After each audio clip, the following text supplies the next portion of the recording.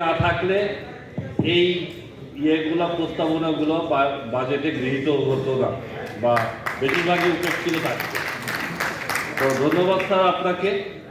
But শুধু বাজেটের প্রণোদনা দিয়েই মার্কেটকে ঠিক করা যাবে না। আমাদের দীর্ঘমেয়াদী একটা লক্ষ্য নির্ধারণ করা। আমরা আইপিও রিলেটেড বেশ কিছু বিষয় শুনেছি যে সমস্যা বা আমাদেরকে ভালো কোম্পানি আনতে হবে মার্কেটে আরও বেশি। বাট দ্য আদার পার্ট, আমাদের যে ফিক্সড ইনকাম সিকিউরিটি যে totally absent, that is a fundamental deficiency in the market.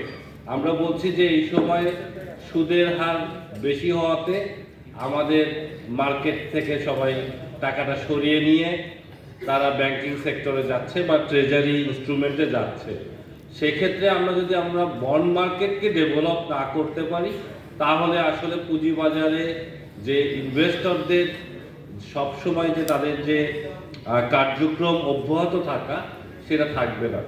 আমরা একটা অনুরোধ করেছিলাম স্যার, সেটা হচ্ছে পাকিস্তানে এই মুহূর্তে টোটাল ট্রেডের 35% ইজ গভর্নমেন্ট সিকিউরিটিজ। আমাদের যদিও ট্রেজারি বন্ডগুলা স্টক এক্সচেঞ্জে লিস্টেড হচ্ছে, but hardly there is any trade. একটা মাসে একটা কি দুইটা ট্রানজ্যাকশন হয়। বাট পাকিস্তানের পরিবর্তন যেটা এনেছে, primary auction of the security, treasury security, that also takes place through stock exchange. যার ফলে অনেক ইনস্টিটিউশন এবং high net worth individual primary অকশনে অংশগ্রহণ করছে, যার ফলে treasury borrowing cost has come down significantly। একই সাথে অনেক মানুষ প্রাথমিক অকশনে যখন অংশগ্রহণ করছে, পরবর্তীতেও বাই সেলটা হচ্ছে। তো ট্রেজারি ইনস্ট্রুমেন্টের মার্কেটটা ডেভেলপ করে গেছে। আর আমরা জানি যে আমাদের বন্ড মার্কেট ডেভেলপ করছে না, কারণ we do not have the yield curve। And yield curveটা হওয়ার জন্য আমাদের secondary market of treasury instrument দরকার।